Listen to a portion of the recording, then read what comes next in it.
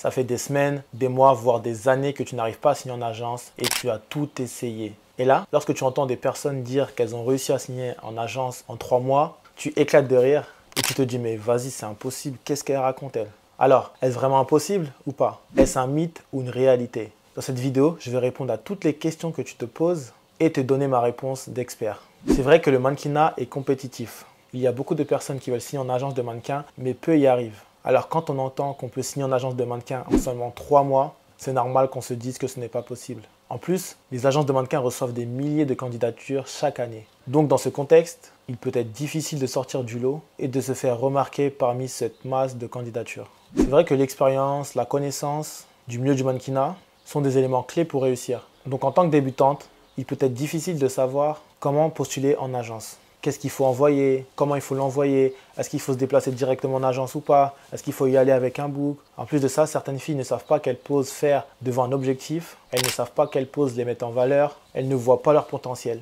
Si tu n'as pas d'objectif clair, net et précis, il est très difficile d'avancer dans le milieu du mannequinat. Sans savoir exactement où tu veux aller et ce que tu veux accomplir également, il est très facile de se perdre en chemin ou de ne pas être motivé pour travailler dur et persévérer. C'est pourquoi il est important de se fixer des objectifs réalisables et spécifiques, tels que le nombre d'agences auxquelles vous voulez signer, le pays, le nombre de shootings que vous voulez faire chaque mois pour faire grossir ton book.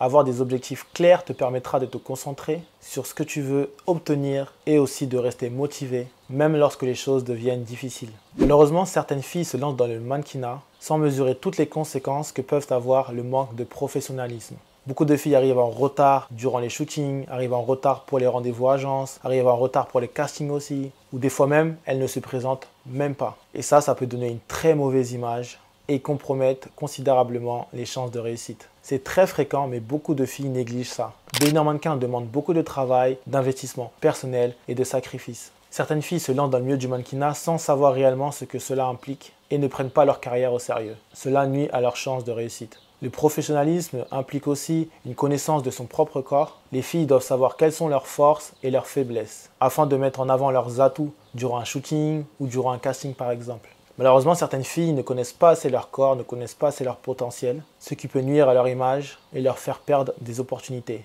L'apparence physique est un aspect important dans le milieu du mannequinat, mais elle ne suffit pas à garantir le succès. C'est pas parce que tu es très belle que tout le monde te le dit que tu arriveras facilement à signer en agence. Les mannequins doivent également avoir une forte personnalité, du charisme, de la prestance et être confiantes pour réussir dans le milieu. Les agences et les clients potentiels recherchent souvent des mannequins qui ont quelque chose en plus de leur apparence physique, quelque chose qui les distingue des autres. Le charisme, comme je disais tout à l'heure, est aussi un élément important pour les mannequins. Les mannequins également qui ont une forte personnalité et qui sont à l'aise également en public ont tendance à réussir plus facilement que les autres mannequins. Et ça, parce que souvent les clients cherchent à travailler avec des filles dynamiques, joviales et à l'aise devant l'objectif et à l'aise aussi devant plusieurs autres personnes. Donc tu as vu, il est important de développer non seulement son apparence physique, mais aussi sa personnalité et sa prestance. Parce que les mannequins qui réussissent ont une forte confiance en eux. Donc là, tout ce que je viens de te dire, 90% des filles qui se retrouvent dans ces catégories ne pourront jamais signer en agence de mannequin en 3 mois. Ou même durant toute leur vie si elles ne changent rien. Alors maintenant, laisse-moi te donner des cas concrets qui vont répondre à tes interrogations. C'est vrai qu'il y a beaucoup de compétitivité dans le milieu du mannequinat, mais si tu fais les choses bien, correctement, tu peux facilement sortir de la concurrence et te démarquer. D'ailleurs, je vais te raconter l'histoire de Léa. Léa a toujours rêvé de devenir mannequin. Elle avait une beauté naturelle et elle semblait avoir tous les atouts nécessaires, en tout cas pour réussir dans le milieu. Elle a donc décidé de lancer sa carrière en envoyant sa candidature à plusieurs agences, comme peut-être toi aussi tu l'as fait. Mais elle n'avait pas réalisé à quel point l'industrie du mannequinat est très compétitive. Et le peu de réponses qu'elle a eues ont été des réponses négatives. Les agences lui ont dit que son profil ne correspondait pas à ce qu'il recherchait. Donc Léa, qu'est-ce qu'elle a fait? Elle a commencé à douter d'elle-même et de ses chances de réussir dans le milieu. Et à côté de ça, elle a vu d'autres filles réussir et signer en agence facilement. Tandis qu'elle, elle se battait à chaque fois pour chaque opportunité, mais ça ne marchait pas. Donc finalement, elle a réalisé que la beauté ne suffisait pas. Elle devait être déterminée, travailleuse, professionnelle et avoir le truc en plus pour se démarquer de la concurrence. Donc le mois après s'être lancée, elle a commencé à apprendre comment se présenter aux agences. Elle a travaillé son charisme, elle a travaillé sa confiance en soi, etc. Donc tout ça met environ 2 mois à se préparer vraiment à faire tout ça, maintenant qu'elle savait ce qu'il fallait faire. Et ensuite, elle a envoyé sa candidature aux agences. Et quelques semaines plus tard, environ 3 mois et demi, elle a réussi à se faire remarquer par une agence. Elle a réussi à signer en agence. Donc Donc elle a travaillé dur et elle continue toujours d'ailleurs à grandir dans le milieu du mannequinat. Si tu souhaites te lancer dans le mannequinat à l'aveugle et que tu n'y connais rien, là, tu es en train de foncer droit dans le mur. Je vais t'expliquer l'histoire d'une fille qu'on va appeler Stella. Elle est passionnée de mode et de beauté. Depuis qu'elle est petite, depuis son plus jeune âge, elle fait des défilés, elle fait des shootings avec ses amis. Elle aime vraiment beaucoup ce milieu-là. Elle rêverait de travailler pour des marques, faire des couvertures de magazines, faire les défilés également. Elle avait vraiment une beauté naturelle. Donc, beaucoup de personnes lui disaient « T'es belle, pourquoi tu ne fais pas du mannequinat, tu devrais en faire ?» Et tout ça, ça a renforcé son envie à devenir mannequin. Mais elle ne savait pas comment s'y prendre pour se faire remarquer justement par les agences de mannequins et pas par des inconnus dans la rue. Donc un jour, elle a entendu comme ça par hasard un casting qu'organisait une agence de mannequins sur Paris. Ils organisaient un casting ouvert, voilà, tout le monde pouvait y aller. Il n'y avait pas de critères spécifiques. Donc sans hésitation, elle est partie à ce casting très confiante parce qu'elle était super belle, donc elle s'est dit normalement c'est bon, ils vont me prendre. Mais lorsqu'elle est arrivée, elle a été dépassée par la compétitivité qu'elle a vue. Il y avait des centaines de jeunes filles, toutes très belles également, et elle s'est sentie démunie face à la situation. En fait, elle avait négligé l'importance de se renseigner sur ce qui allait se passer sur l'industrie du mannequinat en règle générale. Sur les attentes aussi de l'agence, sur comment allait se passer le casting, sur les techniques pour se démarquer et bien d'autres choses. Elle pensait que juste sa beauté allait la faire signer en agence. Et c'est à ce moment-là qu'elle a compris que sa beauté ne suffisait pas pour signer en agence et rentrer dans le milieu du mannequinat. Dans la semaine qui a suivi son échec, je dis échec entre guillemets parce que c'est plutôt une leçon. Enfin voilà, c'est plutôt une leçon. Elle a appris par rapport à ce qui s'est passé. Elle s'est remise en question et là, elle a appris tout ce qu'il fallait savoir sur le milieu du mannequinat. Comment se passe un casting, déjà comment y aller, comment s'habiller, comment se coiffer, comment se maquiller, qu'est-ce que les agences veulent voir, qu'est-ce qu'un book photo, quelles photos faut-il envoyer, quel type de photos faut faire, comment choisir son photographe, plein d'autres choses. Et grâce à sa persévérance et à sa détermination, elle a enfin réussi à signer en agence et du coup réaliser son rêve de devenir mannequin professionnel. Elle a compris que la beauté n'était qu'un élément parmi tant d'autres et qu'il fallait vraiment être prête à se lancer, savoir comment fonctionne le mannequinat et faire les choses correctement et dans l'ordre. Sans objectif clair, net et précis, tu ne pourras pas devenir mannequin. Je me souviens de cette fille qui est venue me voir, qui m'a demandé des conseils pour devenir mannequin. Bon, elle était belle, elle avait toutes les qualités pour réussir dans le milieu du mannequinat. Et comme vous le savez, comme je l'ai dit juste avant, la beauté ne suffit pas. Et en plus, quand je lui ai demandé qu'est-ce que tu veux faire dans le milieu du mannequinat exactement, elle m'a dit bon, je sais pas trop. J'ai envie de me lancer, je sais pas. Elle m'a dit qu'elle aimait bien se faire prendre en photo, elle aimait bien être derrière l'objectif. Et que ça faisait 1 an qu'elle a tenté, mais qu'elle n'y arrivait pas. Et moi, j'ai tout de suite compris la raison de son échec. Je lui ai alors expliqué que c'était très important d'avoir des objectifs clairs, nets et précis pour avancer dans le milieu du mannequinat. Parce que sans objectif, on peut rapidement se perdre et ne pas savoir quoi faire pour progresser. Donc, je lui ai conseillé d'abord de se fixer des objectifs à court terme, à moyen terme et à long terme, en fonction de ce qu'elle voulait accomplir dans le milieu du mannequinat.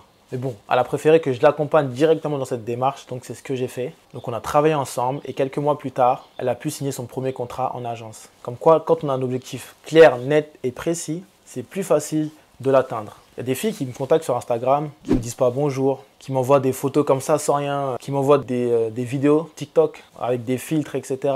Du coup, je réponds pas, puis elle m'envoie un point d'interrogation. Je lui dis oui, elle me dit tu penses quoi de mon profil ? Enfin, vous voyez, ça, c'est des choses à ne pas faire. Voilà, je le dis en rigolant, mais ça arrive. Et j'espère que toi, tu ne le fais pas et tu ne l'as jamais fait. Certaines autres filles m'envoient des photos à côté de voitures de sport, m'envoient des photos à la Tour Eiffel ou sur les Champs-Élysées. Et du coup, moi, qu'est-ce que je peux faire avec des photos d'une fille avec une voiture de sport? Qu'est-ce que tu veux que je dise sur ça? Et elle me demande si elles peuvent devenir mannequins. Bien évidemment, je leur dis que mais ce n'est pas possible, c'est pas comme ça que ça marche. Après, je leur détaille pas tout en DM parce que ce serait extrêmement long, mais c'est pas comme ça que ça marche. C'est pas en envoyant un message sans dire bonjour, des belles photos avec des filtres sur les champs, au restaurant, je sais quoi. Comment je peux savoir si tu peux devenir mannequin ou pas? Ça n'a rien à voir, c'est des photos qui sont absolument pas professionnelles. Et puis il y a des comptes Insta, leur nom c'est la star du 92 par exemple. Leur photo de profil, c'est un manga, c'est un personnage de manga, donc je sais même pas si la personne qui me parle, c'est un homme ou si c'est une femme. Il y a des photos, des fois, ou des vidéos en soirée, avec des chichas, avec des verres à la main. Donc en tant que professionnel, moi, je ne pourrais pas travailler avec une fille qui se présente comme ça, c'est impossible. Mais lorsqu'on fait les choses de manière professionnelle, on peut signer en agence, car les agences vous voient d'un œil différent. J'ai accompagné une fille qui fait 1m63, qui a des formes. Et là, tu te dis, mais attends, c'est impossible. Là, tu vas pas me dire qu'elle a pu signer en agence. Elle fait à peine 1m63, donc elle est toute petite. Et en plus, elle a des formes. Écoute bien. Certes, elle était petite, elle avait des formes. Ok. mais elle a travaillé sur ce qu'elle pouvait améliorer, c'est-à-dire sa prestance, son charisme, sa confiance en soi et tout ce qu'elle pouvait améliorer elle-même. Elle pouvait progresser. Moi, ce que je vais expliquer, c'est que ton but là, c'est vraiment de créer le coup de cœur. Tu es petit, tu as des formes, ok, c'est la vie, c'est comme ça. Mais tu dois créer le coup de cœur auprès des agences pour qu'elles puissent te contacter et qu'elles puissent signer un contrat avec toi. Donc, on a fait beaucoup de travail. Voilà, je ne vais pas vous mentir, on a beaucoup travaillé. Mais ça a fonctionné. Elle a eu le truc en plus, voilà, parce que c'est ce qu'on a pu développer. Et ça lui a permis de signer dans 3 agences de mannequins, d'accord? Parce qu'elle avait le truc en plus et parce que c'est ce qu'on a travaillé. Donc malgré 1m63 et des formes, elle a pu signer dans 3 agences de mannequins. Comme quoi, tout est possible quand on travaille et qu'on fait les choses correctement. Devenir mannequin est un rêve pour beaucoup de jeunes filles. Mais la réalité de l'industrie du mannequinat est souvent difficile et compétitive.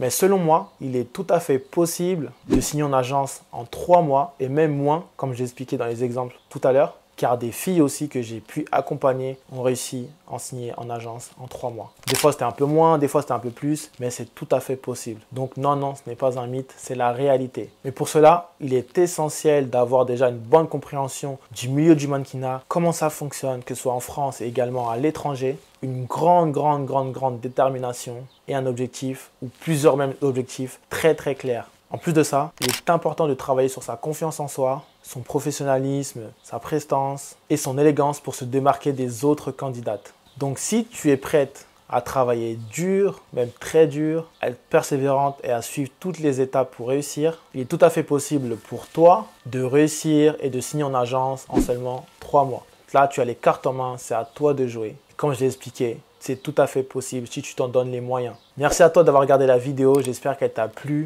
N'hésite pas à mettre un petit like et abonne-toi si tu veux plus de vidéos de ce genre.